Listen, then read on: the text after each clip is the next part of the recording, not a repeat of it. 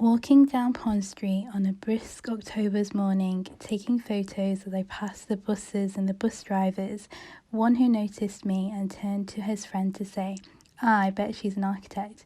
And as I crossed paths with them, I nodded and said, architecture student, but yes, how did you know? I saw you taking the photos, that was all.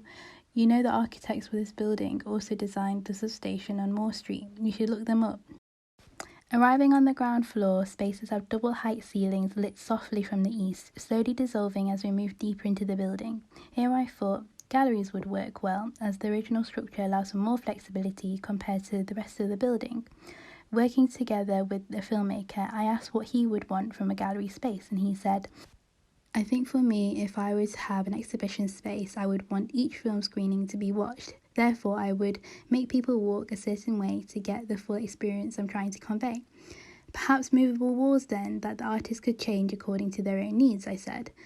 Yes, I would have them on a track so that bigger and smaller spaces could be created, changing the intimacy and the effect of each film screened. Keeping the original concrete would also allow artists to make use of the echoiness of the existing building. Round and round the atrium we go. I have always seen this as the heart of the building, somewhere to gather, somewhere to learn, a moment in the building which allows you to gather your bearings.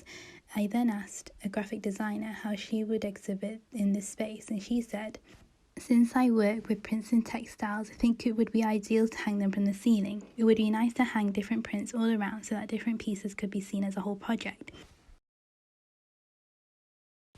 Thinking about spaces in between studios and facilities that would be desirable, I asked the filmmaker what would a typical day in your studio look like, and he said basically too much time lunching and drinking coffee and as much corridor chatting as possible. I think that is why people get studios really. That's why I would have libraries, bookshops, kitchens and pantries among the studios. So then I asked, do you think similar practices would prefer to be on the same floor? I think most artists are multidisciplinary. They like to mix with each other and often try all types of mediums and wouldn't like to be categorized, he said. So perhaps studio allocation would be based on need rather than category. And if, like you said, people like to learn new practices, it could be a plus to have different skills shared spread across the floors.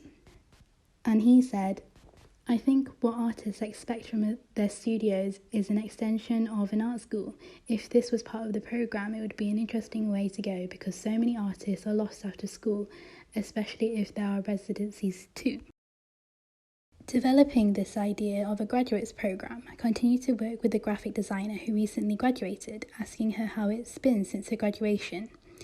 And she said, I've been able to start my own online business on Instagram, but it's been hard to sell things or find places to sell since studios are so expensive. I think it would be ideal to have a graduate program which provided artist residencies with a mentor, where you would be able to get help with the more practical side of starting a business, since they would be able to give you advice with the experience they have to develop better products.